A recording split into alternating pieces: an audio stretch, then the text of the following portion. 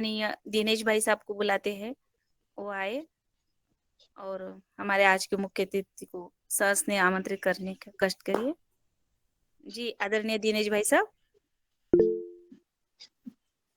जी आदरणीय जी, धन्यवाद। सभी सदस्यों को प्रणाम। सुप्रभात एक बार फिर से। और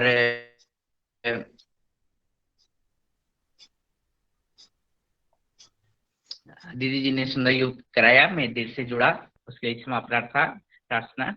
और आज के हमारे जो मुख्य अतिथि हैं वो लगातार कुछ दिन से बने हुए हैं।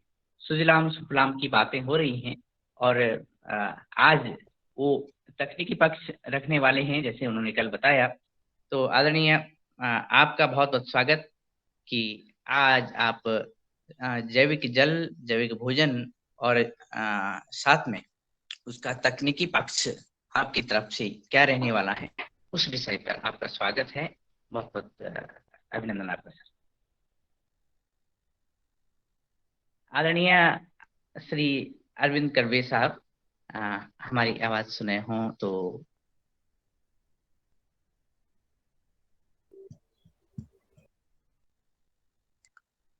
सभी को नमस्ते, सुप्रभात। भाई साहब, आज हमारा आखिरी दिन हमारा विषय का लेके हम आप सबसे मिल रहे हैं। योगाभ्यास बहुत अच्छे से चल रहा है और वो आज की आवश्यकता है। वो आज की आवश्यकता रहने का कारण मैंने पहले भी दिन प्रतिपादित किया था कि जब हमारा अन्न, हवा और पानी बिगड़ जाता है तब मनुष्य को अपने अपने वैयक्तिक जीवन में इस प्रकार का योग का काम करना पड़ता है, तब जाके उसकी तबीयत ठीक रहने की कुछ कोशिश हो सकती है। कुछ कोशिश बोल रहा हूं मैं, 100% नहीं हो सकता है, कुछ कोशिश हो सकती है योगा। और यह एक प्रयत्नरत कार्यक्रम होता है, जबकि ये पहले कई लोगों को मालूम भी नहीं होता था। तो हम लोग अपने जीवन में सब कर तो रहे हैं, प्रयत्न कर रहे हैं और इस दृष्टि से आगे भी बढ़ रहे हैं। इस दृष्टि से हमने अपना अन्न बदलने की कोशिश शुरू की। हमारा अपना जो अन्न पिछले 50-60 साल से था, उसको बदलने की कोशिश सब तरफ चालू है और हम लोग एक प्रकार के ऑर्गेनिक फार्मिंग के तरफ प्रचार और प्रसार और करने की कोशिश कर रहे हैं। इसलिए क्या क्या होना चाहिए, तो हमारी गौ माता होना चाहिए, उसका अन्न अच्छा होना चाहिए, उसके अन्न से उसका गोबर अच्छा और गौमूत्र भी अच्छा होगा। तो ये एक हमारा पहला स्टेज है कि जो हमारी गौ माता है और उस गौ माता के माध्यम से उसका खाद जो होता है उसका परिवर्तन हम अपने खेती के प्रयोग सिद्ध कार्यक्रम के लिए कर सकते हैं। लेकिन फिर भी समस्या जितनी जल्दी छूटना चाहिए उतनी जल्दी वह सॉल्व नहीं हो रही है। हम लोगों ने कुछ प्रयोग भी किए इस दृष्टि से और करते रहते हैं हम लोग। तो एडवांस जीवामृत भी हम लोग करते हैं और वो एडवांस जीवामृत से माध्यम से हम लोग खेती में उसका उपयोग करते हुए खेती और अच्छी करने की कोशिश हम लोग करते हैं।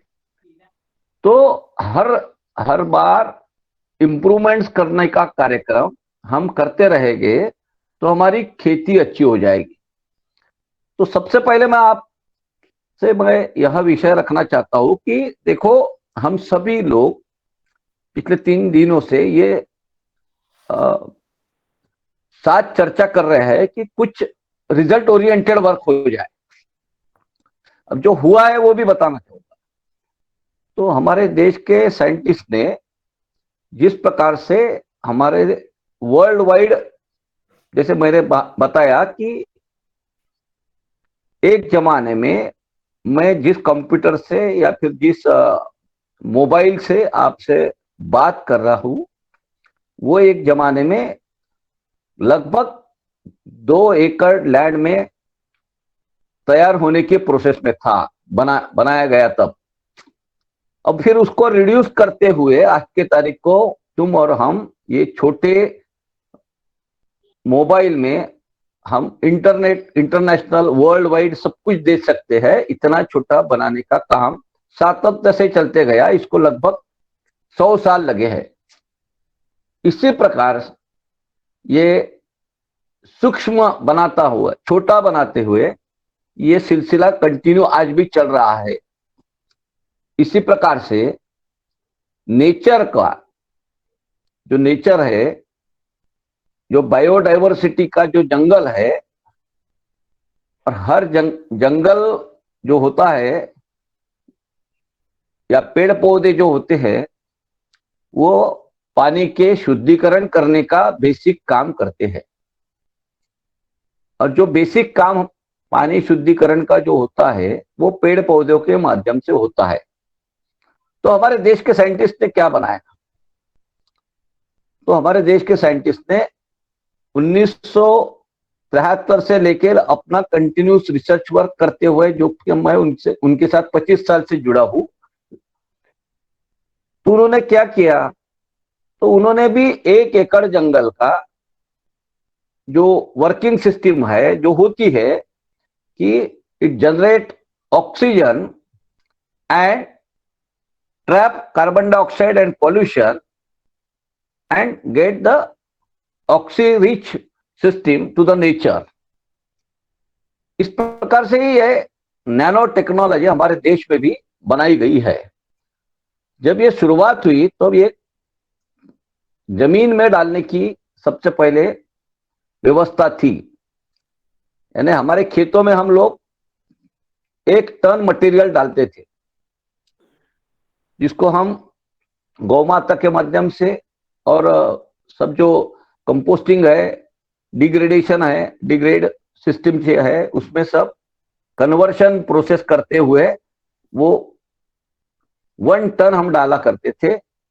फिर उसको रिड्यूस करते हुए 500 किलो हो गया, फिर उसको 100 किलो किया गया, फिर उसको 50 किलो किया गया। ऐसा हर 2-3 साल में उसका रिडक्शन होते होते फिर 500 किलो, फिर 50 किलो, फिर 5 किलो, फिर 1 किलो, ऐसा रिडक्शन होते हुए फिर 500 ग्राम, फिर 500 मिलीग्राम, फिर 100 मिलीग्राम तक आज उसका रिडक्शन हो चुका है। पहले हम उसको जमीन में डालते थे, आज हम उसी चीज को अपने पानी में डाल के हम अपनी खेती, अपना पानी जैविक जल बना सकते हैं। तो जैविक जल क्या होता है ये थोड़ा समझ लेना पड़ेगा। जैविक जल जो होता है जिसमें प्रदूषण की मात्रा, अब प्रदूषण किसको कहते हैं? प्रदूषण में सबसे बड़ा घटक कौन सा है? तो हम सब लोग ये सोचते हैं कि प्रदूषण में सबसे बड़ा घटक जो होता है वो कार्बन डाइऑक्साइड है। लेकिन कार्बन डाइऑक्साइड ये आउटकम है नेचर में, और उसका भी कोई इनपुट है, वो पेड़ पौधे होते हैं। लेकिन नाइट्रोजन डाइऑक्साइड जो है, नाइट्रेट जो है, इसका नेचर में अन्न द्रव्य के माध्यम से लेने का काम सिर्फ पेड़ पौधे करते हैं। और जिसको हम क्षार कहते हैं, ये जो क्षार है ये हमारे शरीर में फिर वो अन्न द्रव्य के माध्यम से, वो पानी के माध्यम से सातत्य से जाने के बाद, क्षार वनस्पति का अन्न है। Nitrate is a food of plants, it is not A food of human being. जब ये हमारे शरीर में पानी के माध्यम से, अन्न के माध्यम से अपने शरीर में जाने की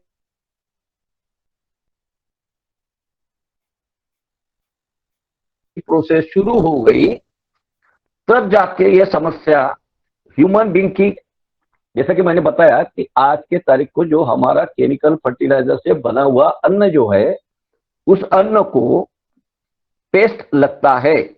हमको प्रिजर्वेटिव डाल के उसको प्रिजर्व करके रखना पड़ता है। 2-3 महीने के बाद उसको पेस्ट लग जाता है, चाहे आप कितना भी सील्ड एयर टाइट सिस्टम में भी क्यों ना रख दो, फिर भी उसको पेस्ट लगता है। तो ये जो समस्या आई है कि ये basically is due to nitrates, ये एनालिसिस वर्ल्ड वाइड हुआ है अभी 1990 से 2000 के दशक में। प्रोफेसर ड्यूसबर्ग करके जो है कैलिफोर्निया यूनिवर्सिटी के यूएसए के, उन्होंने अपना एक अभ्यास करते हुए, जो कि वायरोलॉजिस्ट है, उन्होंने अपना अभ्यास करते हुए बताया समाज को, अमेरिका को जागरण किया कि HIV AIDS is due to nitrates.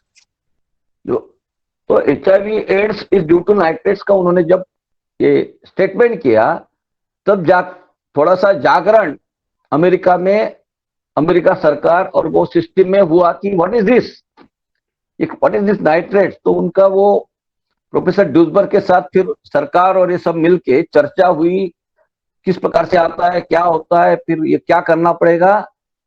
तो उन्होंने एनालिसिस दिया कि भाई साहब, ये जो सब हो रहा है ये हमारे पानी से आता है, हमारे अन्न से आता है और हमारे हवा से आता है, और फिर ये जहां पे सबसे ज्यादा इसका परिणाम होता है, वो परिणाम से ही फिर हमारे को HIV एड्स होता है। इस प्रकार का उन्होंने एनालिसिस अमेरिका में एक स्टेटमेंट करके किया। बवाल मच गया। एट द सेम टाइम इसका आंसर क्या है? ये आंसर देने का काम भारत ने किया है, क्योंकि आंसर हर समय भारत ही देता है, क्योंकि वो भारत विश्व गुरु है। वेद विज्ञान के माध्यम से, आयुर्वेद के माध्यम से भारत विश्व में गुरु है। और यह जो गुरु पद है उसका, वो हमारे देश के किसी न किसी कॉर्नर में, किसी न किसी दिशा में मार्गदर्शक बनते रहता है। ये जो मार्गदर्शक बनने वाली जो बात है, ये हमारे देश के किसी साधु ने, किसी ऋषि ने, किसी वैज्ञानिक ने हर समय किया है।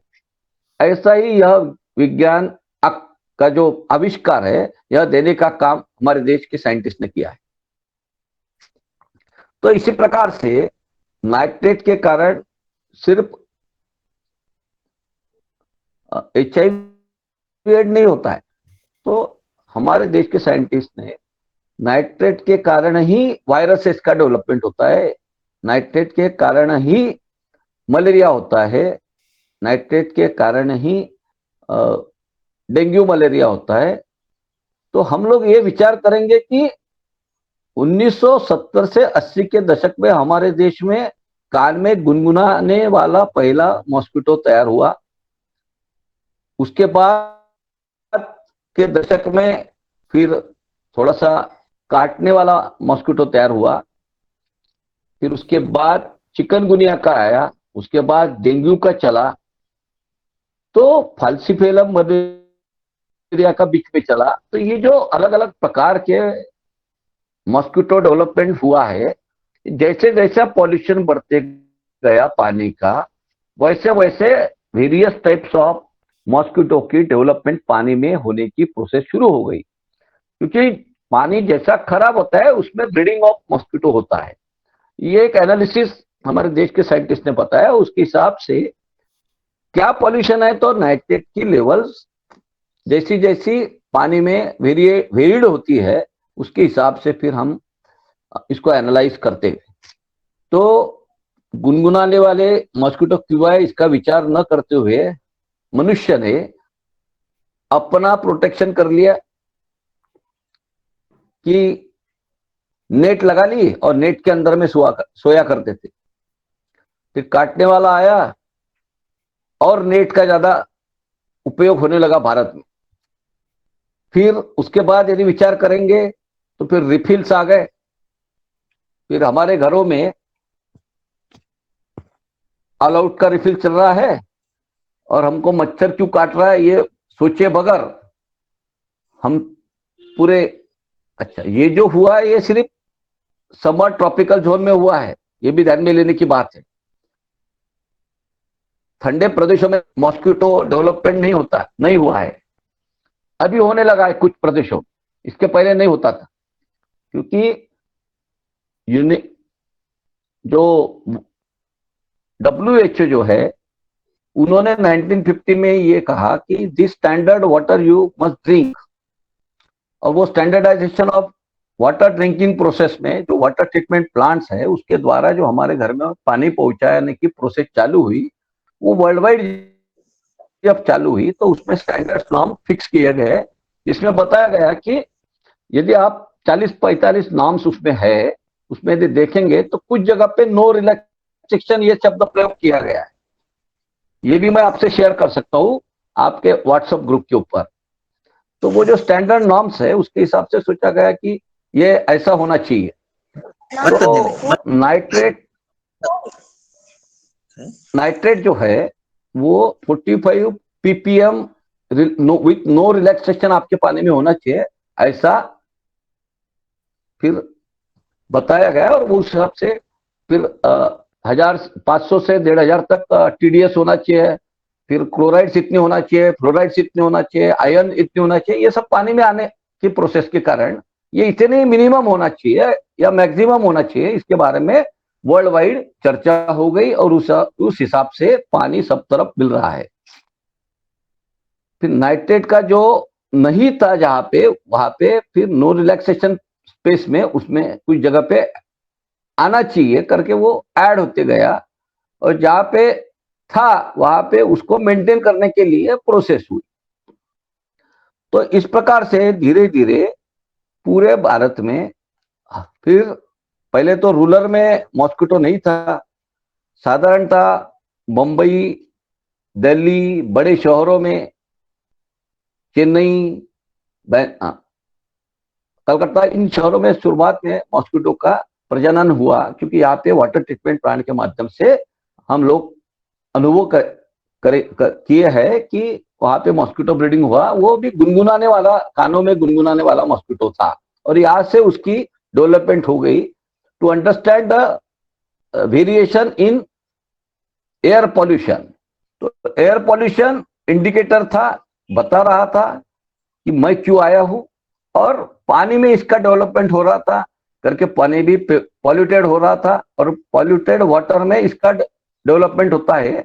आज के तारीख को हमारे अपने रेन में जब हम ये रेन कलेक्ट करके रखते हैं और अपने गच्ची में एक बर्तन रख देंगे, उसमें अपने बरसात का पानी कलेक्ट करके रख देंगे और उसको घर के एक साइड में अपने यहाँ पे रख देंगे, तो आपके इस पानी में ऑटोमेटिकली मॉस्किटो ब्रीडिंग हो रहा है, वो डेंगू का मच्छर बनता है।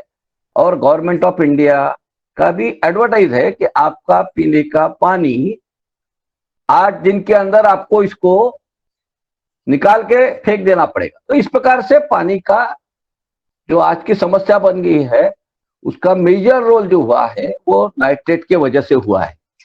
प्रदूषण का बेसिक कॉज जो है वो सब लोग ग्लोबल वार्मिंग के इस चलते हुए हीट जो है, हीट को एक जो टेम्परेचर चेंजेस का जो एक बताया जाता है, तो nitrate is a heated element, carbon dioxide is a usable element, और नाइट्रेट जो है वो पेड़ पौधे लेकिन उसको देने की प्रक्रिया है वो यदि सही ढंग से दिया गया तो पेड़ पौधे आराम से ले सकते हैं, क्योंकि हर पेड़ को अपना अन्न लेने का, उसको स्वयं को एनालाइज करने की प्रकृति ने व्यवस्था दी है।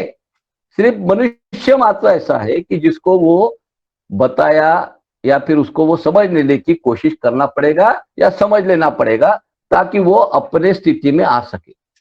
तो हमारे साइंटिस्ट ने जो 100 मिलीग्राम जो चीज बनाई है, this is the crystal in form, ये मैं आपको दिखा रहा हूं, जिसका नाम है bio sanitiser.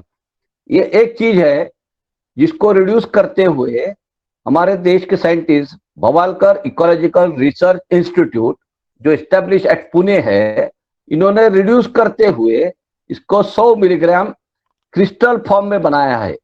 This is one time and life time input to your water sources. This is a root cause technology.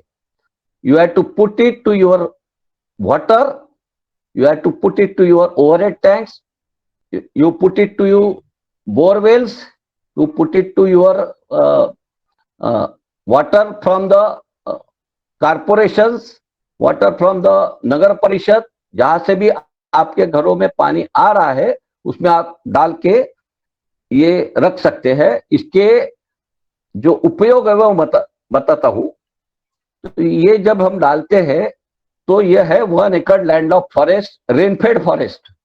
Biodiversity का जो फॉरेस्ट हुआ करता था भारत में, वह यह क्रिस्टल रूप में बना हुआ है। सेकंड, ये क्या करता है, तो ये this is a nano forest, eco chip, ये इको चिप है। अब ये जैसी इलेक्ट्रॉनिक चिप रिड्यूस करते हुए आज हम आए हैं वर्ल्ड वाइड, वैसा भारत के साइंटिस्ट ने इको चिप बनाया है।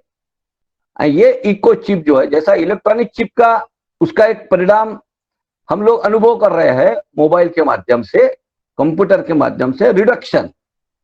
तो उसी प्रकार से ये रिडक्शन करते हुए, ये रिड्यूस करते हुए, इसको भी एक स्पीड व्यवस्थापन भी मेंटेन किया गया है।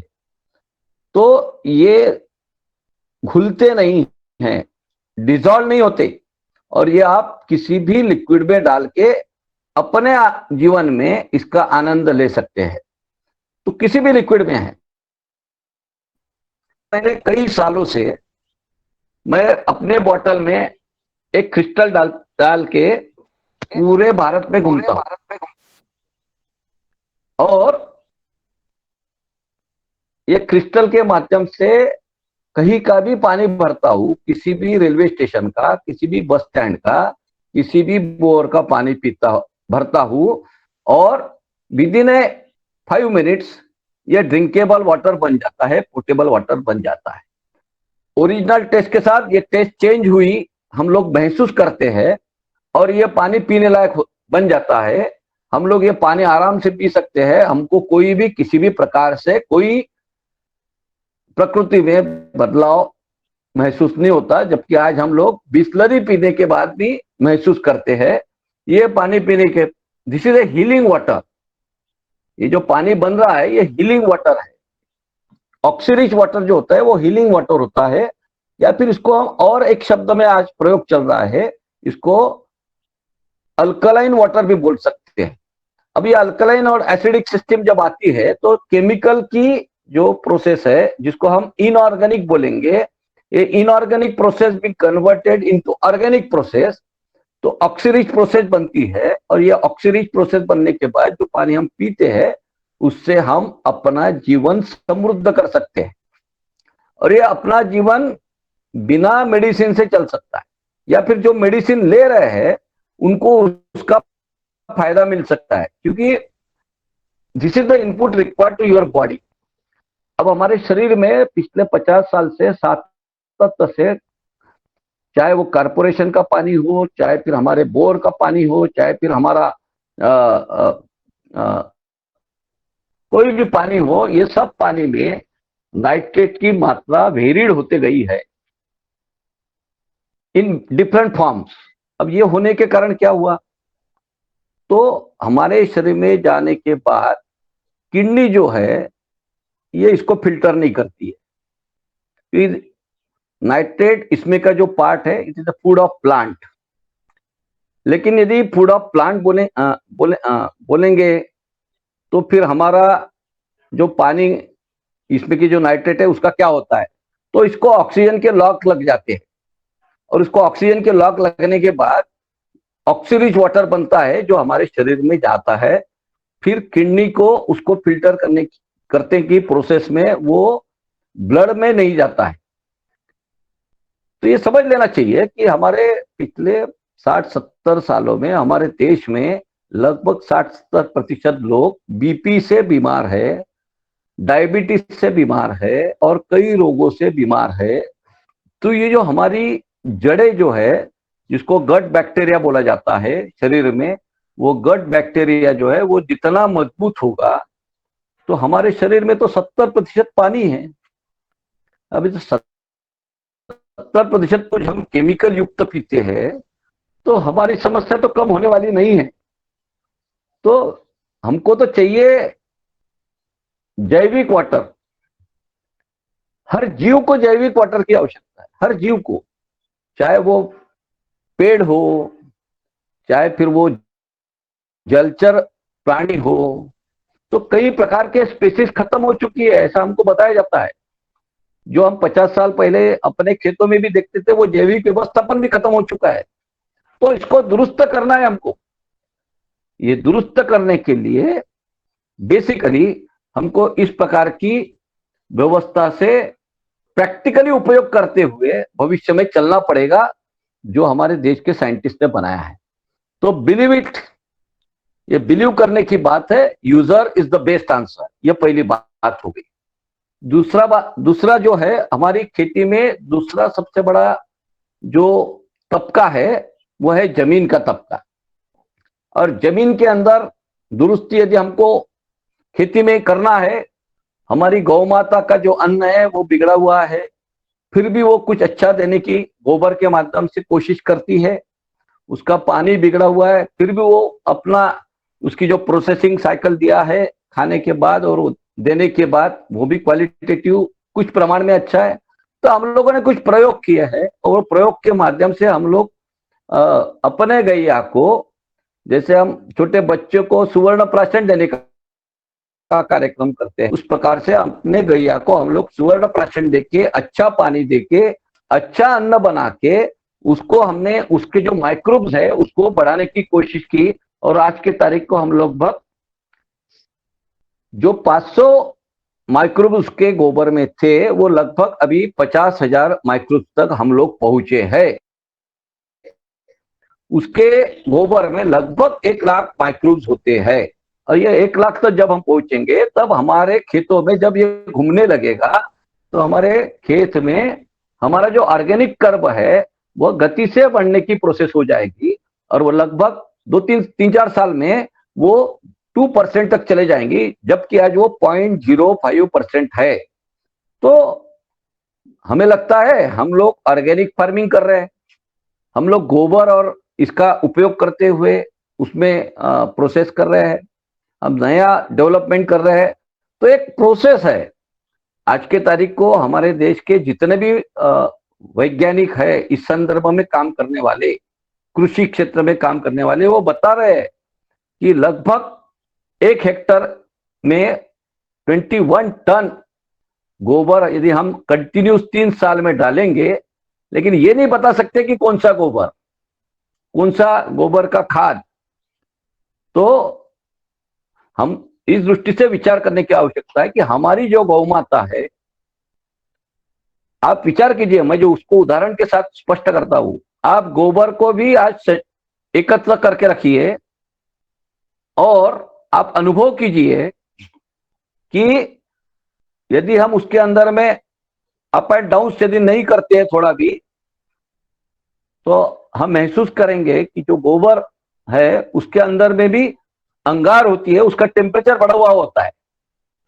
तो बेसिकली गोबर खादों में टेम्परेचर कम से कम होना चाहिए शुरुआत, और बाद में वो जब मैन्युफैक्चर्ड होता है वो ठंडा होना चाहिए, वेरी कूल, वो कूल कंडीशन में होना चाहिए, वो खराब नहीं होता है, सालों तक चलता है। फिर उसका रिड्यूस करते हुए हम देश के साइंटिस्ट ने ये जमीन का विरजन कहेंगे हम इसको, ये भी बनाया है, जिसको वर्मी बोलते हैं, वर्मी 3G।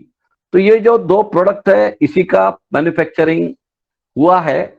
ये एक है पानी को 108% अच्छा करने का कार्यक्रम, दूसरा है हमारे जमीन को 108% अच्छा करने का कार्यक्रम। हमारे खेत में, हमारे जमीन में, लाइफ में एक ही बार इसको डालना है, बार बार डालने का नहीं है। Whatever we are done in the last 60-70 years, खेती में जो हम लोगों ने जो खराबी की है उसको दुरुस्त करने का कार्यक्रम, ये टेक्नोलॉजी के माध्यम से हम सभी को अपने अपने स्थान पर करने की आवश्यकता है। आप में से काफी लोग ऑर्गेनिक फार्मिंग कर रहे हैं, फिर भी उसमें और जितना इनपुट्स की आवश्यकता है और उसको अच्छे करने के लिए जो आवश्यकता है, वो बेसिकली पानी जब तक अच्छा नहीं होता है तब तक डेवलपमेंट ऑफ प्रोसेस उसमें नहीं होती है। और कल भी मैंने बताया था कि आपके खेतों में ये 9 से 10-15 फुट तक जो केचुए बनते हैं, वो अपनी विषता जो है वो ऊपर डालते हैं। वो इस प्रकार से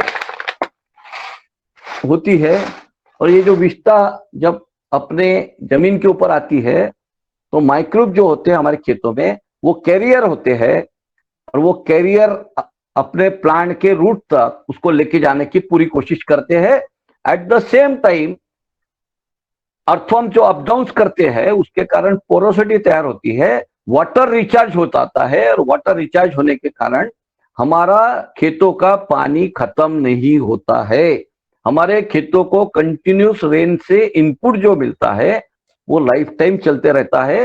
हमारी खेती में जो पानी है वो हमारे पानी के दृष्टि से यदि विचार करेंगे तो सफिशिएंट मात्रा में हो जाएगा। तो दो चीजें स्पष्ट है, एक तो मेरे वैयक्तिक जीवन में मेरा पानी अच्छे क्वालिटी का हो, मेरे वैयक्तिक जीवन में मेरा अन्न अच्छा हो। ये पानी के माध्यम से हम लोग अपना अन्न भी अच्छा कर सकते हैं। जैसा कि आप कोई भी मटेरियल परचेस करके लेके आएंगे, फल लेके आए, ये पानी में डुबो के रख दो, 1-2 घंटा उसमें रहेगा, उसमें का पॉल्यूशन निकल लेता है और इसकी टेस्ट भी बदल जाती है, फलों की टेस्ट भी बदल जाती है। आप सब्जी लेके आओ, उसको काट के इस पानी में रख दो, उसकी टेस्ट भी बदल जाएगी। आप पानी के स्प्रे भी इसके ऊपर कर देंगे तो जो आज सब्जी हमारी खराब होती है वो तुरंत हमको फ्रिज में रखना पड़ता है, फिर व्यवस्था करनी पड़ती है। तो इसके स्प्रे मात्र से हम लोग 2 दिन तक इसको आसानी से अच्छा रख सकते हैं। तो कहने का मतलब यह है कि हमको अपना सुधार करते हुए आगे बढ़ना पड़ेगा, यह आज की वस्तु स्थिति है। और ये जो वस्तु स्थिति है आज की तारीख को हर आदमी की, हर व्यक्ति की और हर नेचर के हर पेड़ पौधों की उतनी ही आवश्यकता है। अभी जो नाइट्रेट्स ब्लॉक होते हैं तो ये कैसे पहचानेंगे कि क्या होता है, कैसा होता है? तो nitrate is a food of plant, ये एनालाइज हुआ और ये पानी पीने के बाद आपको किसी भी प्रकार की रोगराई से मुक्तता मिल सकती है। यह अनुभव अपने घरों में, वो मैं अपने घर से charity begins at home in, वो मैंने किया हूं, मेरा स्वयं घर में भी मैंने इसके पूरे प्रयोग किए हैं और कई लोगों को इसको दिया है। अब ये टेक्नोलॉजी का अपना एक महत्व है, ये टेक्नोलॉजी को कुछ अवार्ड्स मिले हैं, वो अवार्ड्स भी बताना चाहूंगा। ये यूएस पेटेंटेड है, 2 पेटेंट मिले, भारत के 2 पेटेंट है। उसके बाद एग्जिस्टिंग वेस्ट वाटर मैनेजमेंट में 3 साल हमने म्युनिसिपल कॉर्पोरेशन के पानी को ऑपरेट किया। नासिक म्युनिसिपल कॉर्पोरेशन जो महाराष्ट्र में है, उसको ऑपरेट करने के बाद इसको गवर्नमेंट ऑफ इंडिया ने 2009 में, क्योंकि ये सब सिस्टम जो है ये हमारे देश के साइंटिस्ट लोग एनालाइज करते हैं, ये इनोवेटिव टेक्नोलॉजी करके इसको वेस्ट वाटर ट्रीटमेंट, इसके लिए national urban waste water award जो है वो दिया गया है 2009 में। तो ये एक अवार्ड मिला है। हमारी नदियां स्वच्छता की ओर चलने लगी थी उस समय। तीसरी बात, इंडस्ट्रियल जो सेक्टर है, ये इंडस्ट्रियल सेक्टर में इसका एक बड़ा महत्व रहा है, क्योंकि आज के तारीख को हम जो आरओ वाटर अपने अपने घरों में लगाए हुए बैठे हैं, आप वैसे नहीं होंगे लेकिन जो भी आप देख रहे हैं अगल बगल में सब तरफ, या फिर वो जो बिस्लरी का पानी है वो भी जो है आरओ यूवी से आ रहा है। वो पानी जो हम देख रहे हैं, तो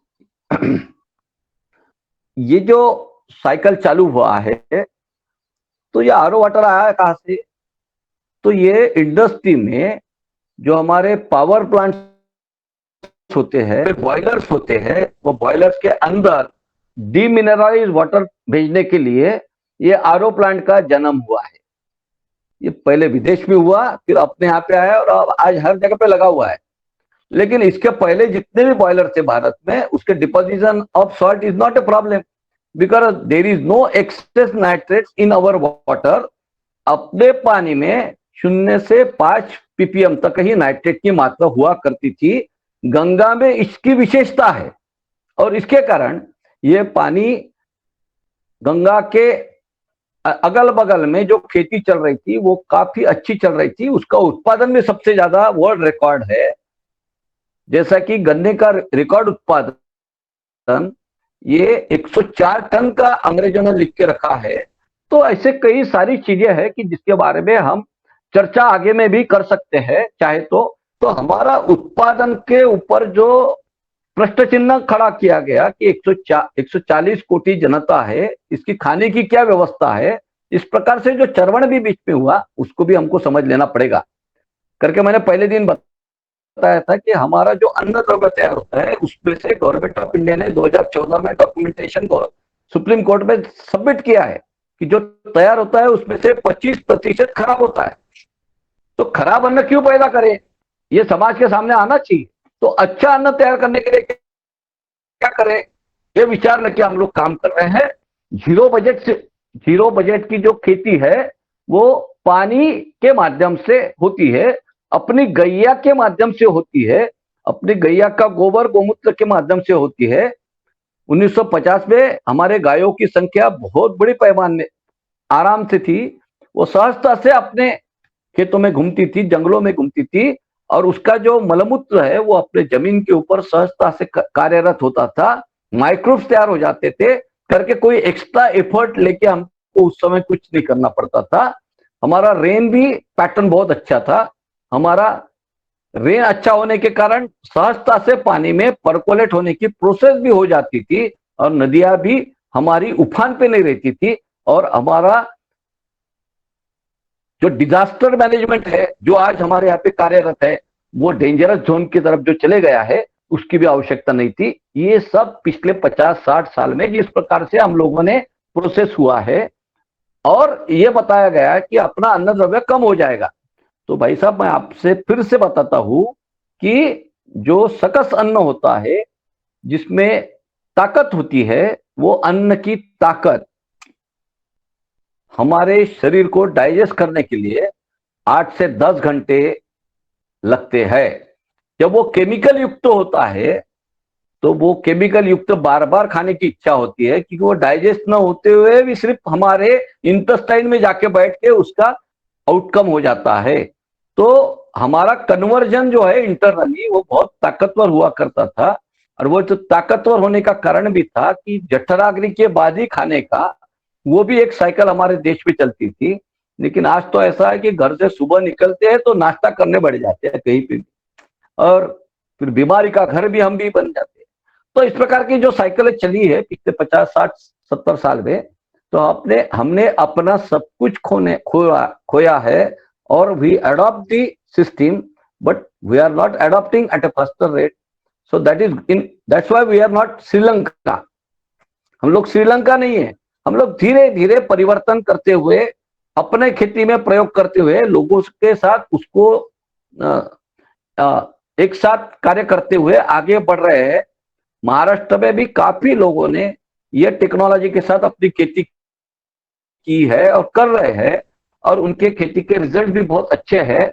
उत्पादन में कोई कमी नहीं हुई है, उत्पादन भी अच्छा है और उस उत्पादन में जो हमने टेस्टिंग किया है उसमें नो डिटेक्शन ऑफ केमिकल्स के पूरे रिजल्ट मिले हैं। तो हम लोग ये समझ ले कि हमको सचमुच में क्या करना है और फिर आगे बढ़ना है।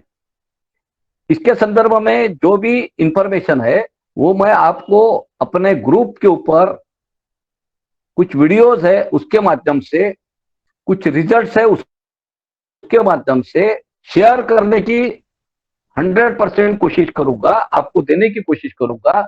और ये बिल्कुल सिंपल प्रोसेस ऑफ टेक्निक है, वर्ल्ड में ये एकमेव है।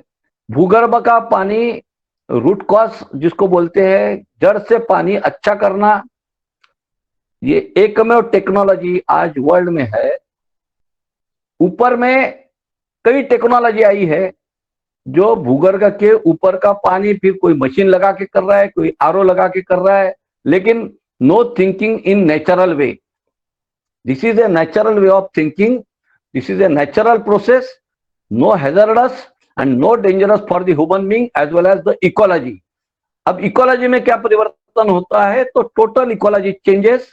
आपके खेतों में जो 70 साल पहले केचुए थे, उसकी डेवलपमेंट ऑटोमेटिक हो जाएगी, क्योंकि जैसे जैसा ये पानी अपने खेतों में घूमने लगेगा, जितने प्रमाण में घूमने लगेगा, धीरे धीरे आपके खेतों में 3-4 महीनों के अंदर केचुओं का जन्म होना शुरू हो जाएगा और केचुए तैयार होते जाएंगे। तो ये जो साइकिल है, इसके लिए इसको एप्लीकेशन करना, इसका प्रत्यक्ष उपयोग करना और इसका रिजल्ट ओरिएंटेशन करते हुए आगे बढ़ना, यह इसकी एक विशेषता है। और इसलिए ये विशेषता होते हुए इसका लगभग उपयोग धीरे धीरे, क्योंकि कई इंडस्ट्री कोलैप्स होने वाली है। जब इंडस्ट्री कोलैप्स होती है तो सरकार को भी संभालना पड़ता है कि हमको धीरे चलना पड़ेगा। आप लोगों से परकोलेशन के माध्यम से आइए। कुछ जैसा कि सरकार ने अभी तय किया है कि हमको अपना सेंद्रिय के माध्यम से हमको आगे बढ़ना पड़ेगा, सेंद्रिय खेती करना पड़ेगा। सरकार ने अपने प्रोसेस चालू की है, लेकिन अभी बहुत सारी प्रोसेस भी होना बाकी है। तो कुछ इंडस्ट्री बायो टेक्नोलॉजी के माध्यम से आगे आ रही है, तो उसका उपयोग सचमुच वो केमिकल है, सचमुच वो बायोटेक्नोलॉजिकल है, तो इसका भी हमको आगे बड़े विचार करते हुए आगे जाना पड़ेगा। लेकिन there is no input required in farming time to time. ये जो प्रोसेस होना चाहिए, इसके लिए हमारे गौ माता को भी हमको सशक्त करना पड़ेगा, उसका मलमूत्र को भी सशक्त करना पड़ेगा, और साथ साथ ये टेक्नोलॉजी का उपयोग करते हुए उसके ऊपर जो हम अन्न द्रव्य तैयार होता था गौ माता के लिए, जैसा हम लोग ज्वार लगाते थे, मक्का लगाते थे, आज की तारीख तो हम कहाँ से लेके आ रहे हैं, क्या खिला रहे हैं अपनी गौ माता को, ये भी नहीं मालूम। कई गौशालाओं में ऐसी परिस्थिति है कि there are many skin diseases. तो मैं काफी गौशाला में घूमता हूँ, काफी खेतियों में घूमता हूँ, और मेरा ये सातत्य से प्रवास चलते रहता है। और ये टेक्नोलॉजी का उपयोग करने के लिए भी बताता हूँ, कुछ अच्छी चीजें हो सकती है जिसके माध्यम से हम लोग आगे बढ़ सकते हैं। और आप सभी लोग पिछले 4 दिनों से मेरा जो प्रवचन है, ये विषय के ऊपर जो मेरा अपना जो विचार है, जिसका मैंने उस ढंग से जो अभ्यास करने का जो प्रयत्न किया है, वो आपके सामने एक इंजीनियरिंग के नाते कैसा होता है, engineering, water engineering, soil engineering, और उसके बाद ह्यूमन इंजीनियरिंग, ये और फिर ह्यूमन इंजीनियरिंग से जुड़ा हुआ सब विषय जो है वो कैसा हमारा आउटकम में आता है। तो मैंने ये अनुभव किया है कि ह्यूमन एक्सक्रिया, जिसको हम शौच कहेंगे, वो इंडिकेट करता है प्रकृति, ह्यूमन बीइंग की प्रकृति। तो आज की तारीख को हर घर में शौचालय के नाते, मैंने पहले दिन भी कहा कि ये स्टेज हमारी आई है, लेकिन हमारा शौच सोनखत के समान हुआ करता था। आज के तारीख को यदि अपने घरों में जाते हैं तो हमारा शौच का testing is the final testing होता है हमारे शरीर का। जैसा कि हमारा शौच होने के बाद वो पानी में यदि डूब जाता है, so that is a good indicator of our living being, our living human living being. तो इस प्रकार से उसका हम लोग टेस्टिंग कर सकते हैं। तीसरा, ये पानी के टेस्टिंग क्या है, इसका हम टेस्ट कैसा करेंगे। ये जो बॉटल है पिछले कई सालों से मैं लेके घूम रहा हूं, मैंने इसको आज तक क्लीन नहीं किया, अभी भी क्लीन नहीं करता हूं, क्योंकि water itself is a cleanser. जो क्लीन करता है उसको क्या क्लीन करे, ये क्लीन करने की हमारे लिए जो समस्या आई है, इसके पीछे के जो कारण है, क्योंकि ये डिपॉजिट कुछ तो भी होता है। तो ये पानी में बैक्टीरियल डेवलपमेंट नहीं होता है, ये पानी में बैक्टीरियल डेवलपमेंट नहीं होता है, कॉपर करोजन 24 घंटे में नहीं होता है।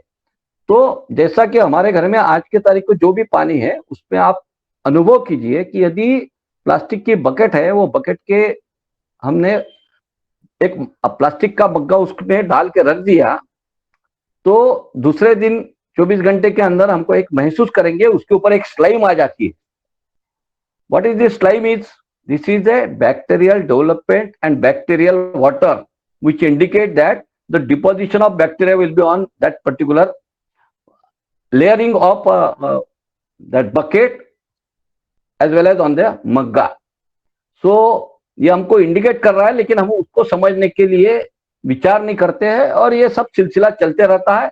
और कई जगहों पे ब्लॉकेजेस जैसे हमारे शरीर में होते हैं, ये क्षार डिपॉजिट के कारण होते हैं। शरीर में केमिकल युक्त पानी जो होता है वो 80% हो गया है, वो तो अल्कलाइन वाटर पीने की आवश्यकता है। और धीरे धीरे हमारे शरीर में जब संचरण अच्छे क्वालिटी का होता है तो सामान्य आदमी को योगासन करने की आवश्यकता नहीं होती है। और ये सामान्य आदमी जो अपना जीवन जीने के लिए कष्टदायी हुआ है, सब कुछ करना पड़ता है, हॉस्पिटलाइजेशन की प्रोसेस चलती है, फिर वनौषधि का भी उसके ऊपर एप्लीकेशन करने के बाद भी जितना उपयोग होना चाहिए उतना नहीं होता है। ये जो सब साइकिल और सिलसिला चला, क्योंकि हम लोगों ने खेती कर ली है अभी वनौषधि की, जबकि वो करना नहीं चाहिए। ठीक है, जरूरत के हिसाब से बदल होता है फिर, लेकिन उसमें जो पॉल्यूशन आया है उसके लिए कौन जिम्मेदार है? तो थोड़ा सा विचार करने की आवश्यकता है। और डाइवर्शन ऑफ माइंड के साथ डाइवर्शन ये सब करना पड़ेगा। भवालकर इकोलॉजिकल रिसर्च इंस्टीट्यूट पिछले 50 साल से काम कर रही है, मैं उनके साथ 25 साल से जुड़ा हूं। उसका अपग्रेडेशन करने का काम सातत्य से आज भी कर रहा है। सिर्फ 2 वर्जन उन्होंने बनाया है। ये 2 वर्जन के साथ हम लोग पिछले 25 साल से कई जगहों पे काम कर रहे हैं। इंडस्ट्रियल में भी इसका उपयोग होता है, वो मैं बताना रह गया। तो जो हम वाटर कूलिंग टावर्स होते हैं उसमें deposition of salt is a major problem, और वो ऑटोमेटिक डिपॉजिट हो जाता है। ये पानी का जब संचरण चलता है तो कोई डिपोजिशन ऑफ सॉल्ट नहीं होता है, क्योंकि नो स्लाइम डेवलपमेंट। उसी प्रकार से ये पानी, ये बॉटल, इसमें जो डिपॉजिट ऑफ सॉल्ट है वो भी नहीं होता है। सो डिपॉजिट ऑफ सॉल्ट जो प्रॉब्लम आज पूरे वर्ल्ड वाइड चला है वो एक्सेस नाइट्रोजन चल रहा है। भारत के पानी में गंगा जल के समान उसकी अपनी एक स्टैंडर्डाइजेशन थी, आज भी है उसके उगम स्थान पर।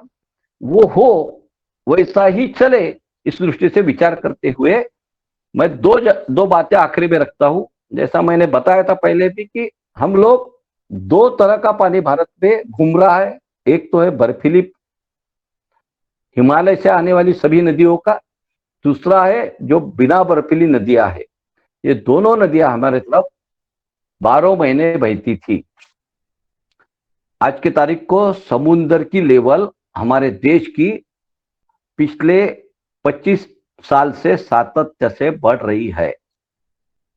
इसका मतलब है कि जो रेनफॉल हो रहा है वो पानी बहते हुए समुद्र की तरफ जा रहा है, अपने साथ प्रदूषण भी लेके जा रहा है। उसका भी परिणाम हम लोग महसूस कर रहे हैं। ये एक बात हुई।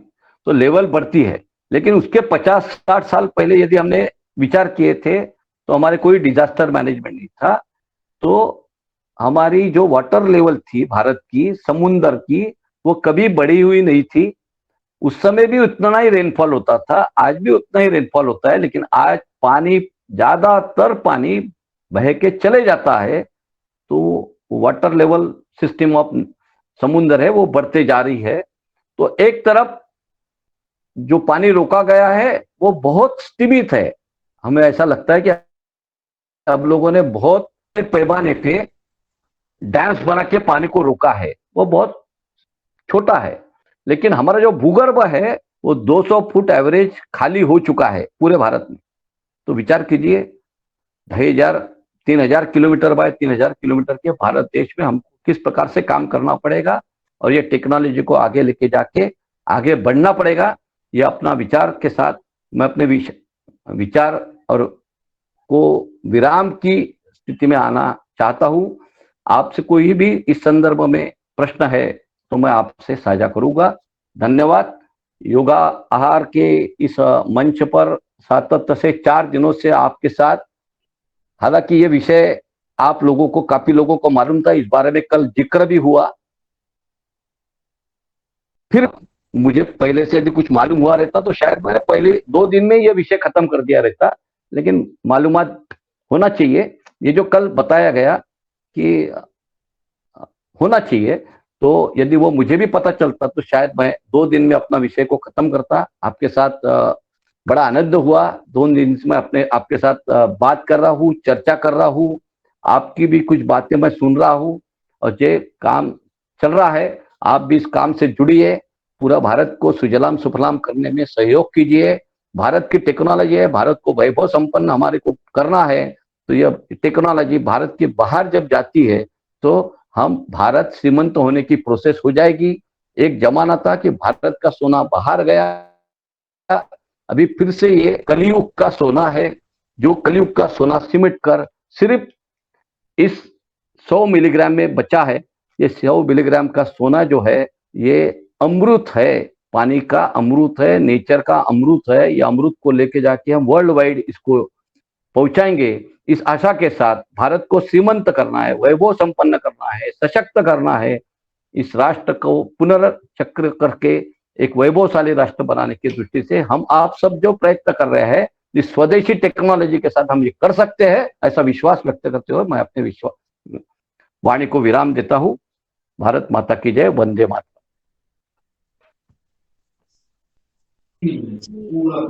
नमस्कार जी। नमस्कार। मैं डीडी शर्मा, हिमाचल प्रदेश से। ये जो आपने ये बताया इसको शुद्धिकरण के लिए, इसकी उपलब्धता कहाँ मिलेगी? ये क्या पीने वाले टैंक जो पानी पे रखे हैं इसमें डाल के भी इसको शुद्ध किया जा सकता है पानी को? हाँ, आप एक एक करके प्रश्न पूछते चलिए, मैं एक आखिरी में सबको बता दूंगा फिर से एक बार। ठीक है। और किसके मन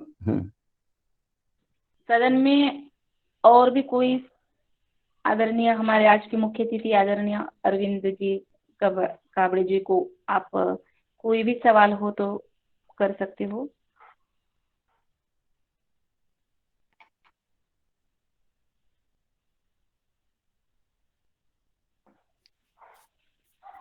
अजीत कुमार सिन्हा बोल रहा हूँ। नमस्कार। हाँ बोलिए बोलिए, नमस्ते। फार्मिंग में जुड़े हुए ये जो मॉडल को यूज किया है, वो मॉडल्स कहीं अपने नागपुर के सराउंडिंग में है? मैं नागपुर से ही बिलोंग करता हूँ। हाँ, है। अमरावती जिले में काफी हुए, आप विजिट कर सकते हैं। कुछ फोन नंबर मिल सकता है सर कुछ? हाँ मिल जाएगा। अभी देने का कष्ट करेंगे सर। मैं आपको ग्रुप पे डाल सकता हूँ ना? ओके सर, ठीक है। Thank you sir, thank you जी। ओम या हाँ, या आप मेरा नंबर ले, हेलो, आप मेरा नंबर ले लीजिए और मेरे को कांटेक्ट भी कर लिए, कोई प्रॉब्लम। बोलिए जी। 1 एकड़ जमीन को सुधारने के लिए इसमें कितना खर्च आता है? 12,000 का खर्चा है लाइफ टाइम।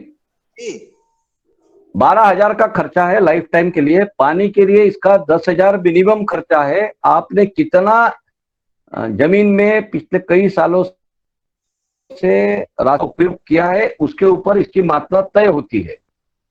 तो लगभग 12,000 रुपए का खर्चा है। यदि आपके पास कुआं है, बोरवेल है, तो कुएं में डालने के लिए ये जो क्रिस्टल मैंने बताया, ये सिर्फ 10,000 रुपए मात्रा में है। और खेती में डालने के लिए जो बताया मिट्टी में, ये सिर्फ 1,000 रुपए का है, जो हमको 2 पैकेट डालना पड़ता है एवरेजली एक ही बार जिंदगी में। जी जी जी। सबसे पहला प्रश्न पूछा गया था, उसका भी आंसर दे देता हूं कि यदि हमारा ओवरहेड टैंक है, वो ओवरहेड टैंक में इसको यदि हम रखते हैं और पानी भरते हैं तो कंटिन्यूस ये पानी आपको जैविक जल बनाने की कोशिश पूरा करते रहेगा। लेकिन इसका होल्डिंग पीरियड जितना ज्यादा रहेगा उतनी अच्छी क्वालिटी का पानी बनने की कोशिश होगी। यदि आपका ओवरहेड टैंक 5,000 लीटर का है और 5,000 लीटर यूज कर लेते हैं तो आपको उतना फायदा नहीं मिलता है। उसके बदले यदि आप ग्राउंड में यदि 10,000 लीटर का, 5,000 लीटर का यदि टैंक बना के रखते हैं तो इसका आपको फिर नीचे के टैंक से ऊपर के टैंक में 500 लीटर लेके जाएंगे तो holding period with the 5,000 litre के साथ इसका संपर्क ज्यादा समय रहेगा और क्वालिटी ऑफ वाटर और इंप्रूव करते हुए आपको ये मिलते रहेगा। किसी भी नल का पानी आज के तारीख को हम नहीं पी सकते हैं। आपके घर में यह व्यवस्था हो जाएगी तो किसी भी नल का पानी आप पी सकेंगे बिन दिक्कत। आपको टैंक को धोने की जरूरत नहीं है, ये आप ध्यान में लीजिए। अरविंद जी, जो ये बड़े बड़े म्युनिसिपल कॉर्पोरेशन के स्टोरेज टैंक बने हैं, ये इसमें जैसे 50,000 लीटर का है, 2 लाख लीटर का है, इसमें कितनी इसकी क्वांटिटी पड़नी चाहिए, और ये सरकार इसमें पहल क्यों नहीं कर रही? नहीं, कोई सरकार नहीं, ऐसा है, मैंने बताया ना आपको, मैंने अपने वक्तव्य में ये भी बताया है कि सरकार इसका विचार कर रही है, लेकिन अच्छा। धीरे धीरे करती है, धीरे धीरे करती है। देखो कैसा है, आप देहात की समस्या ज्यादा है, समस्या से ज्यादा देहात में पैसा आ गया है, अपना अर्बन में पैसा आ गया है, देहात में पैसा नहीं है। हम एक छोटे गांव का विचार करें, आप अब दान के रूप में कर सकते हैं, बराबर। हाँ जी, हाँ, तो ऐसा है कि फिर वो 100 लोगों को, 100 घरों के गांव को समझना, उनको समझाना जितना आसान है, उससे भी कई गुना हमारे अपने लोगों को समझाना बहुत कठिन है, जो पढ़े लिखे हैं। देहात वाले लोगों को तो मैंने ग्रेविटी पानी आएगा हमारे नलकों में, जो ग्रेविटी पानी चलता रहता है, वहां तो स्टोरेज नहीं रखी है लोगों ने, तो वो भी प्रदूषित है क्या पानी? हाँ, आज के तारीख को देखो, फिर से बताता हूँ। हमारे धूपकाल के समय हमारी जमीन पूरी तरह से फटी हुई रहती है, ओके। और जब पहला रेन जब भी रेन आता है तो वो पूरा पानी उसके अंदर में घुसने की प्रोसेस हो जाती है, ठीक है। अब जब पानी अंदर जा रहा है तो वो रासायनिक जो मिट्टी है, जिसमें रासायनिक ऑलरेडी सरप्लस है, उसके साथ जा रहा है।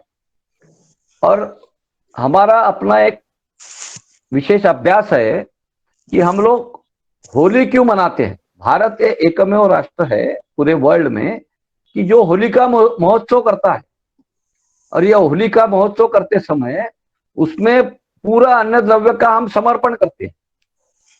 तो यह अन्न द्रव्य का समर्पण करना, घी डालना, पूरन की रोटी डालना, और ये जो सब हमारा कार्यक्रम पीछे हजारों साल से चल रहा है, इसके पीछे का पूरा एक विज्ञान है। वो देंगे तो समझ में आ जाएगा कि ये फिर हवा में रहता है, जला हुआ जो है वो हवा में रहता है, और बरसात के माध्यम से जब वो वापस आता है तब इसके अलग प्रोसेस मिलती है हमें। और वो, लेकिन आज परिणाम यह है कि प्रदूषण करने वाले जितने भी घटक है, हम लोग 40 करोड़ आज के तारीख को हमारे देश में गाड़ियां चल रही है, कितना प्रदूषण कर रही है। और लगभग कई कारखाने चल रहे हैं, हमारे को जो बिजली मिल रही है वो कई गुना प्रदूषण कर रही है। तो ये सबको संभालने के लिए आज के तारीख को जितना जंगल होना चाहिए उतना नहीं है, तो हमारी क्वालिटी ऑफ रेन भी बिगड़ गई है।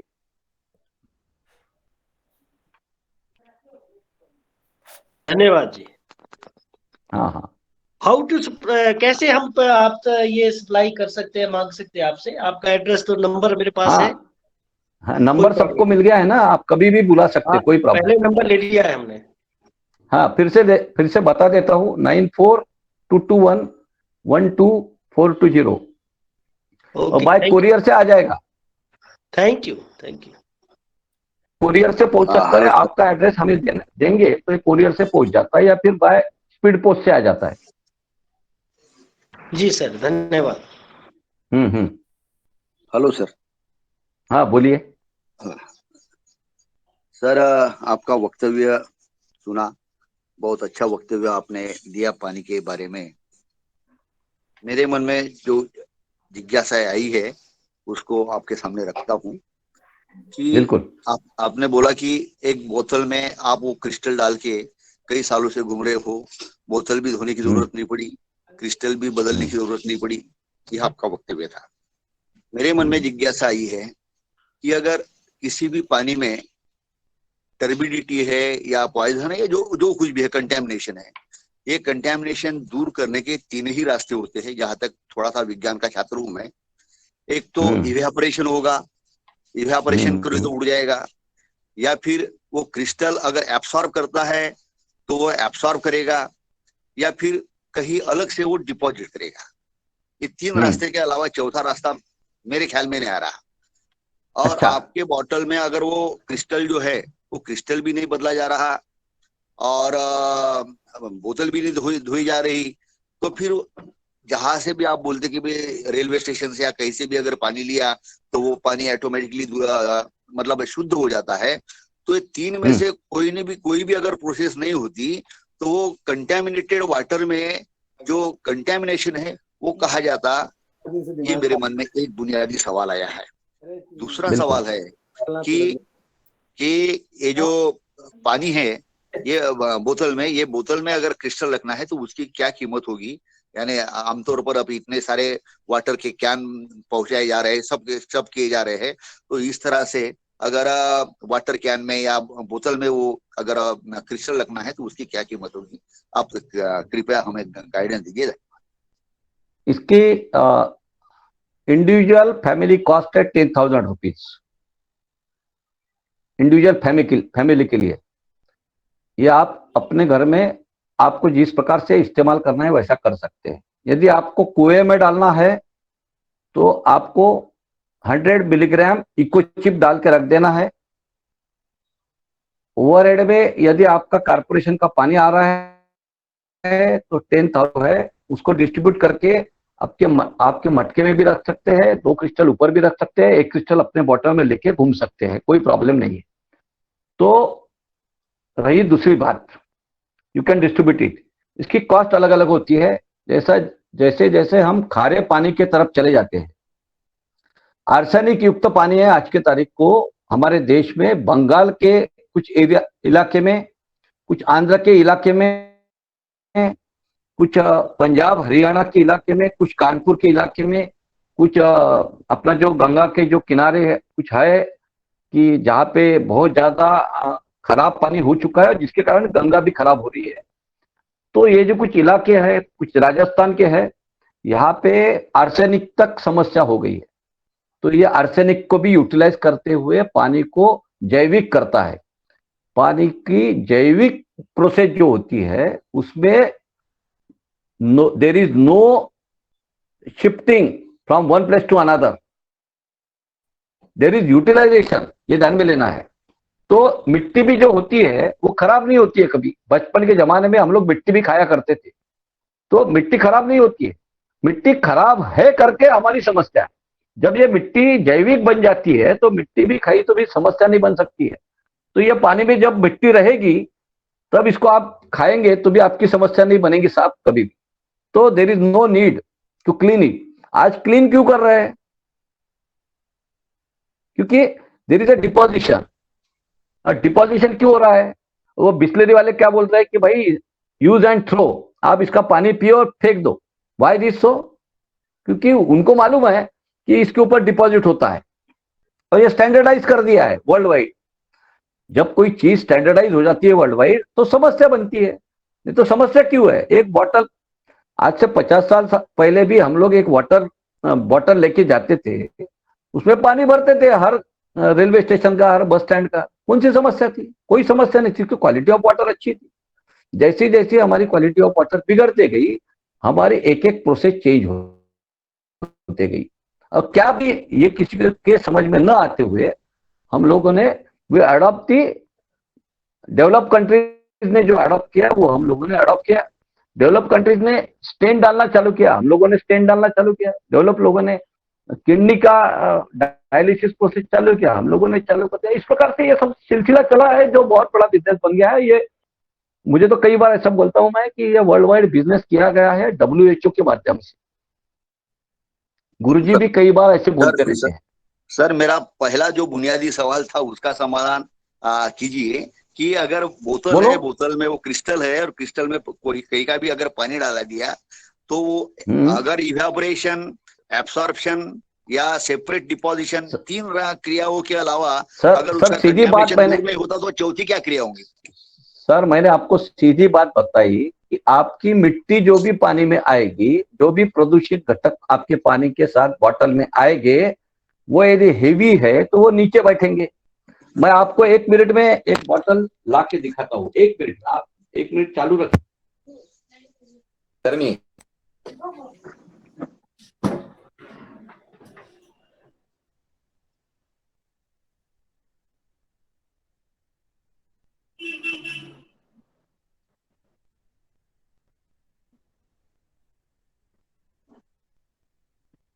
नमस्कार सभी को।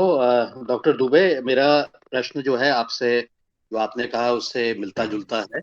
मैं बस ये जानना चाहता हूँ कि जो नाइट्रेट पॉल्यूशन की बात हो रही है, वो नाइट्रेट पॉल्यूशन को खत्म करने के लिए जो केमिकल रिएक्शन होगा, जो भी क्रिस्टल के माध्यम से होगा, उस पर क्या प्रक्रिया होगी, उसका क्या फॉर्मूला होगा, उसका जो एक मिनट डीजनरेशन हो सर। रहा होगा, उसको क्या कर रहे होंगे, सर उसको भी आप जरा मैं पूछ लीजिएगा, क्योंकि अभी मैं आगे निकल रहा हूँ। तो आप इस प्रोसेस को चालू करके मुझे अलग से फीडबैक दे दीजिए।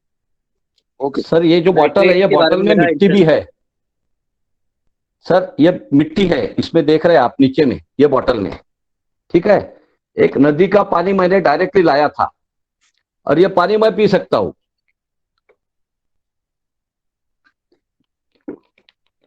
ये पानी मुझे तकलीफ नहीं देगी।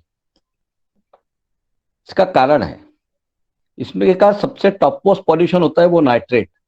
आपके हमारे दिमाग में एक बार पक्की कर ले, हमारी मिट्टी भी खराब हुई है, इसलिए वो बहते जा रही है। यदि हमारी मिट्टी अच्छी थी तो हजारों साल से हमारी मिट्टी जो सुजलाम थी करती थी, वो मिट्टी बह रही है आज। तो मिट्टी पानी के साथ है, तो केमिकल साथ है उसके। मिट्टी है, इसका मतलब उसके साथ केमिकल है। तो केमिकल का यूटिलाइजेशन, ये टेक्नोलॉजी बायो टेक्नोलॉजी है, इको टेक्नोलॉजी है। तो इको टेक्नोलॉजी में इसको इको साइकिल चलती है। तो ये जो साइकिल चलती है नेचर की, ये इसमें चल रही है कंटिन्यूस, और हमको पानी अच्छा मिलते रहता। तो हम लोग जो पढ़े हैं आज के तारीख को, जो केमिस्ट्री पढ़े हैं, ये आउट ऑफ बॉक्स की केमिस्ट्री है। थोड़ी देखा जाए, थोड़ी आउट ऑफ बॉक्स है, जो हम समझ लेने के लिए थोड़ा हमको विचार करना पड़ेगा कि क्या सचमुच हो रहा है। तो oxygen is the need of the human living beings. All living beings required oxygen. लेकिन फिर उनका अन्न अलग अलग है। पेड़ पौधों का अन्न जो है वो नाइट्रेट है, हमारा अन्न नाइट्रेट नहीं है। तो वो यदि यूटिलाइजेशन की प्रोसेस में आ जाता है पेड़ पौधों के माध्यम से, तो मैं आपको जो बता रहा हूं कि ये 1 एकड़ लैंड ऑफ फॉरेस्ट है, जिसका नाम है बायो सैनिटाइजर। जो आप यूज करते हैं उसमें डालेंगे, तो उसको यूज करने की प्रोसेस उसको करना है, और हमको अपना पानी पीने की प्रोसेस करना है, हमको अन्न खाने की प्रोसेस करना है। तो ये एक सिंपल टेक्नोलॉजी है, बहुत आसानी से पिछले 45 साल से हमारे देश के साइंटिस्ट ने बनाया है, और हम इसको यूज करके आराम से जी सकते हैं, कोई भी समस्या नहीं आएगी। हम बिस्लरी का पानी किसके कहने पे पी रहे हैं मुझे भी मालूम नहीं, मैंने नहीं पिया आज तक।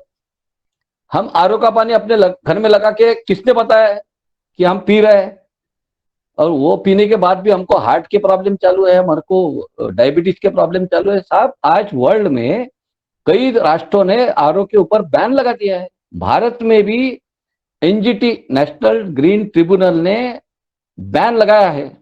तीसरी बात बोलता हूं, आप लोग जो टीडीएस के बारे में सोचते हैं कि टीडीएस क्या होता है, तो समुद्र के पास नारियल का पेड़ लगता है। अब ये नारियल समुद्र के पास क्यों लगता है? ये एक नेचर का प्रिंसिपल है। ये नेचर के प्रिंसिपल में थोड़ा सा हम समझ लेंगे तो हमारे ध्यान में आ जाएगा कि समुद्र का टीडीएस होता है लगभग 50,000 से लेकर तो 1 लाख तक, अलग अलग स्थानों पे अलग अलग है। डेड सी जो है उसका बहुत ज्यादा है। तो अलग अलग जगह पे अलग अलग है, लेकिन जहां पे कुछ अच्छा है, कन्वर्सिबल प्रोसेस है, तो नेचर अपनी डेवलपमेंट करता है। तो नारियल का पानी का भी कुछ टीडीएस आया होगा ना। हम समुद्र का पानी नहीं पी सकते, लेकिन नारियल का पानी तो आज डॉक्टर बता रहा है कि वो जरूर पियो। ये डॉक्टर को भी नहीं मालूम आज के देश के कि नारियल के पानी में का टीडीएस कितना है। मैं कई डॉक्टरों से बात करते रहता हूँ, कई लोगों से मेरी चर्चा है, लोग लेते नहीं है। ये आसान नहीं है इसको बेचना। मैं बेचने के लिए नहीं बैठा हूं, मैं दुरुस्त करने के लिए बैठा हूं। अब जब मैं दुरुस्त की बात करता हूं जो खराब हुआ है, तब लोगों के दिमाग में कुछ अलग अलग बातें चलती है, लेकिन स्वयं का जब विचार करता है तो आरओ प्लांट आराम से लगा लेता है। तो नारियल का पानी का टीडीएस लगभग 3 से 4 हजार तक रहता है। हम तो डॉक्टर हमको बताता है ये पानी जरूर पियो, और उसी समय हमको डॉक्टर बताता है कि आरओ का पानी घर में पियो, आरओ लगाओ घर में यदि नहीं है तो। What is this? समझ लेने की बात है, सोचना पड़ेगा।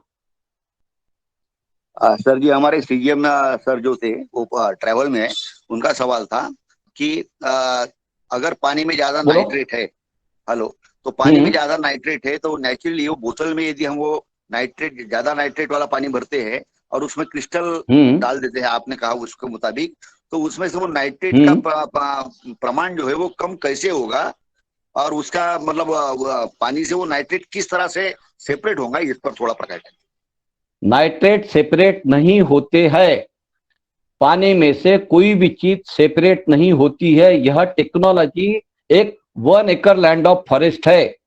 फॉरेस्ट में जितने भी पेड़ पौधे हुआ करते थे बायोडाइवर्सिटी वाले, जो हमारे रेनफेड फॉरेस्ट थे भारत के, जितने हजारों झाड़ 1 एकड़ जंगल में होते थे, उस जंगलों का उपयोग इसमें किया गया है। वो पेड़ पौधे आज भी हम लाते हैं और साइंटिस्ट को हम लोग बनाने के लिए मदद करते हैं। अलग अलग स्थानों से आज भी हम लोग मिट्टी लाते हैं, अलग अलग स्थानों से आज भी हम लोग पेड़ पौधे लाते हैं, अन्न लाते हैं, ऐसी चीजें लाके उसका कन्वर्जन आज भी करना हमारे प्रोसेसिंग साइकिल में चालू है। तो अलग नहीं करता सर, नेचर में कोई अलग चीज नहीं होती है, तो ये यूटिलाइज करने की बात होती है।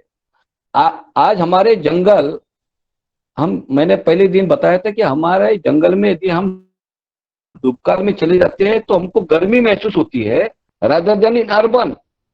ये क्यों? एक्चुअल में तो हमारे जंगलों में ठंडापन होना चाहिए, लेकिन वो आज नहीं है। जंगलों में पानी होना चाहिए नेचुरली, जो भी पानी के तबके है उसमें पानी रहना चाहिए, लेकिन नहीं है। ऐसा क्यों? इसको सोचना पड़ेगा। तो नाइट्रेट यूटिलाइजेशन की प्रोसेस में है, ज्यादा नाइट्रेट वाला होगा तो उसको होल्डिंग पीरियड थोड़ा ज्यादा दे दो, बाद में पानी पियो, कोई प्रॉब्लम नहीं है। वो भी टेस्टिंग हुआ है। कई बार तो नाइट्रेट पानी में होते भी नहीं है, कई बार पानी में नाइट्रेट भी नहीं होते, लेकिन बहुत सारे इंग्रेडिएंट के साथ उसका एक के साथ केमिकलाइजेशन होता है। ये केमिकल प्रोसेस जो है, ये जो हम पढ़ी लिखी है, रिएक्शनरी है। ये नेचर की रिएक्शन सिस्टम अलग है, और नेचर की रिएक्शन करने की अपनी एक तकनीक है, वो करते रहता है। इसके लिए हम लोग पेड़ों के साथ कोलैबोरेशन किए हैं, और वो पेड़ों के साथ कोलैबोरेशन करते हुए अपना काम कर रहे हैं। जैसा मैं उदाहरण के साथ बताऊंगा कि हमने जो पेड़ लगाए हैं उसको पानी डालना पड़ता है, और नेचर अपने आप में जो पेड़ देता है उसको पानी नहीं डालना पड़ता है। व्हाट दे इंडिकेट्स, वो सगे है नेचर के, और हम जो पेड़ लगा रहे हैं वो सावत्र है। तो सावत्र को जगाना पड़ता है, सगे को जगाने की आवश्यकता नहीं है। वो क्यों आया इसका विचार करना पड़ता है। वो नेचर में उस समय क्यों आया, वो नेचर में वहां पे क्यों तैयार हुआ, या फिर हर प्रदेश में अलग अलग किस्म की वनस्पति क्यों डेवलप होती है, क्यों मेरे यहाँ पे नहीं होती है। लेकिन पिछले 50 साल में क्या चला, एक समान खेती करो, बस सोयाबीन तो सोयाबीन लगाओ, गेहूं तो गेहूं ही लगाओ, चावल तो चावल ही लगाओ, कुछ पैटर्न, कुछ सिस्टम। तो ये हमको सोचना पड़ेगा कि क्या था हमारा, और क्या हम उसको डेवलपमेंट प्रोसेस में ला सकते हैं, क्या उसको रीजेन्युएट कर सकते हैं। तो हमारा अपना बहुत कुछ होने के बावजूद खो चुके हैं, उसको फिर से हमको निर्माण करने के लिए नेचर को मदद करनी पड़ेगी। नेचर तो डेवलप करता है, जैसा कि एक विषय कि दक्षिण के पूरे तट के ऊपर आप बड़े पैमाने पे नारियल के पेड़ देखेंगे, लेकिन जैसे ही आप उत्तर की तरफ जाएंगे एक भी नारियल का पेड़ नहीं है साहब।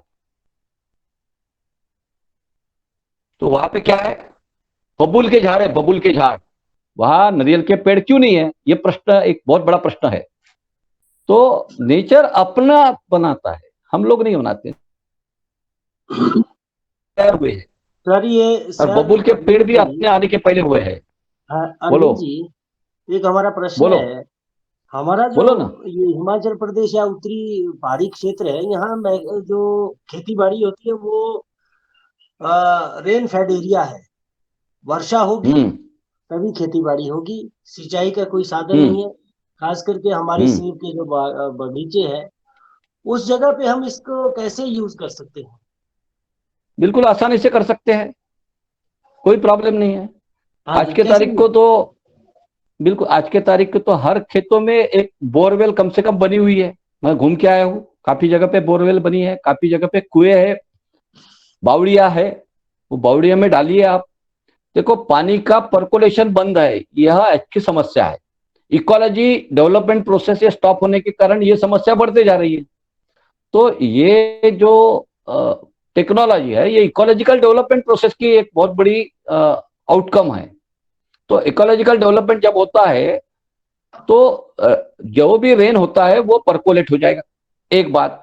दूसरी बात, पहले हमारे देश में 4 महीने का रेनफॉल हुआ करता था और 4 महीने के बाद जो आगे के दिन थे उसको पानी देने की आवश्यकता नहीं होती थी। तो नेचुरल वे ऑफ जो अश्रु होते थे नेचर के फिर से, जिसको हम 2 बिंदु कहते हैं, ड्रॉपलेट्स कहते हैं, वो जो ड्रॉपलेट्स के माध्यम से आगे की 4 महीने की खेती होती थी।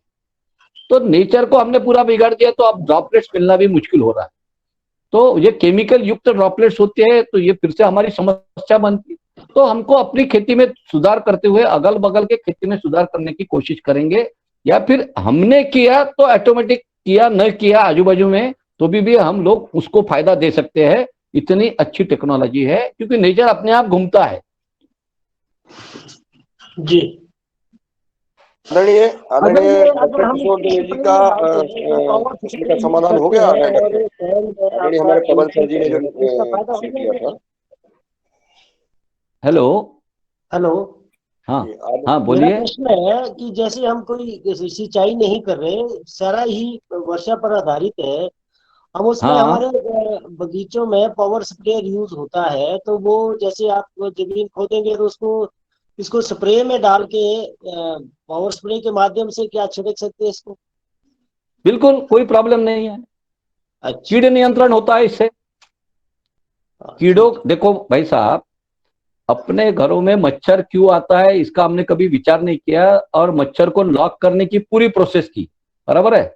वैसे ही कीड़ जो आती है हमारे खेतों में वो क्यों आई इसका विचार न करते हुए उसके ऊपर नियंत्रण करने की कोशिश के लिए हम कीटनाशक मार दिए। लेकिन हम जब खेती नहीं करते थे, नेचर जब खेती करता था तो नियंत्रण व्यवस्था नेचर की थी। तो नियंत्रण व्यवस्थापन जो होता है वो नेचर का तब होता है जब वो नेचर तैयार हो जाता है। तो स्प्रे करके बिल्कुल यूज कर सकते हैं। जी धन्यवाद।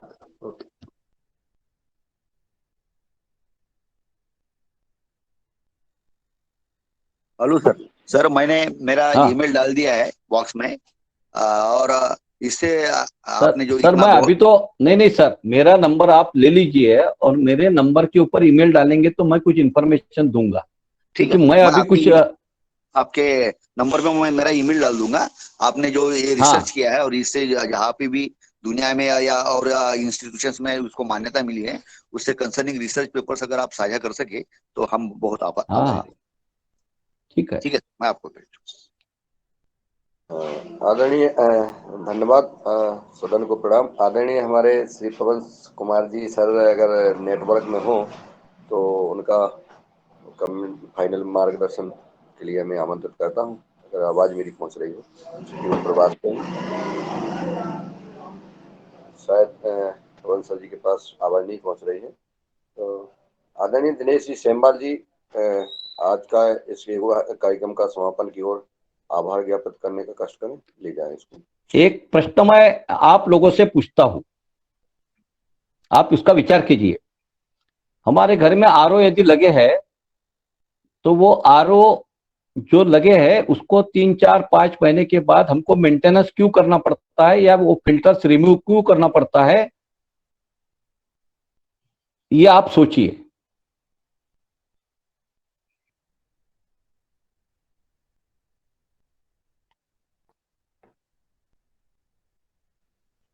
जी आदरणीय दिनेश जी, हम क्लीन करके समझ रहे हैं ना, वो क्लीन यानी क्या ये समझ लेना पड़ेगा। Clean, what is clean? जो हमारे आंखों से खराब, देखो वर्ल्ड में सबसे खराब देश करके भारत का नाम है, गंदगी। लेकिन सबसे कम लोग भारत में कोरोना के कारण क्षति हुए हैं, ये ध्यान में रखना। जितने भी क्लीन प्रदेश है, जितने भी क्लीन सिटीज है, जितने भी क्लीन राष्ट्र है, सबसे ज्यादा क्षति उनको हुई है। तो विचार कीजिए क्लीन यानी क्या। What is the meaning of clean?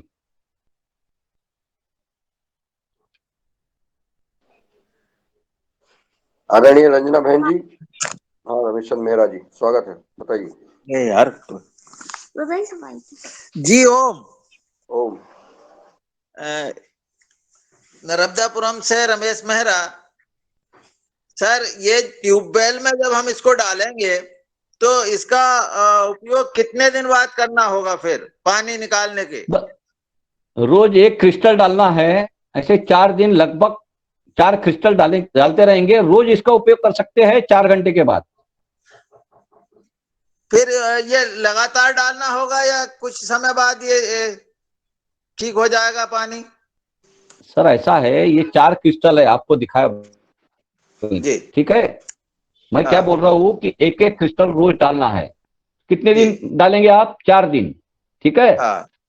आपको यदि अपने पानी का टेस्टिंग करेंगे, आप अपनी मर्जी करो, नहीं करेंगे तो कोई प्रॉब्लम नहीं। टेस्टिंग का सिंपल मेथोडोलॉजी है स्लाइम टेस्ट, कॉपर टेस्ट, बाकी कुछ नहीं है पानी में। ये जो सब जो बनाया है ना टेस्टिंग मेथोडोलॉजी, ये सब हमारा संकट है। मिट्टी का टेस्टिंग करो, ये संकट है। ये सब पैरामीटर जो बदले है ना, जब बदले पैरामीटर में ये टेस्टिंग मेथोडोलॉजी डेवलप हुई है। हमारा वैद्य क्या करता था, हमारी नाड़ी परीक्षा करता था और कहता था कुछ टेस्ट किए बगैर कि आपको ये रोग हुआ है, ये दवा मैं दे रहा हूं, ये ले लो।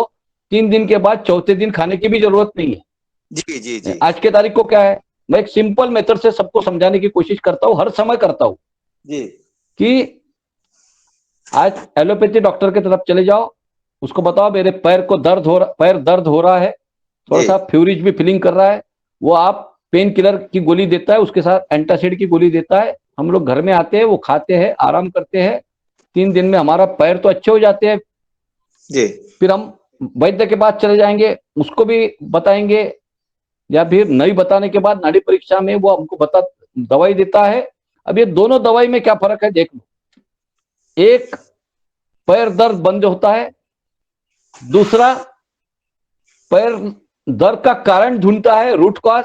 वो बोलता है आपका पेट खराब था इसलिए आपको पैर दर्द था, जो हमारा वैद्य बताता है, वो हमारा पेट दुरुस्त करता है। दूसरा जो है हमारा वो एलोपैथिक डॉक्टर है, वो क्या करता है, हमारा पेट बिगाड़ने की प्रोसेस शुरू कर देता है। दर्द तो ठीक होता है लेकिन पेट बिगड़ना चालू करता है, फिर 10वें दिन फिर से पैर दर्द चालू हो जाता है।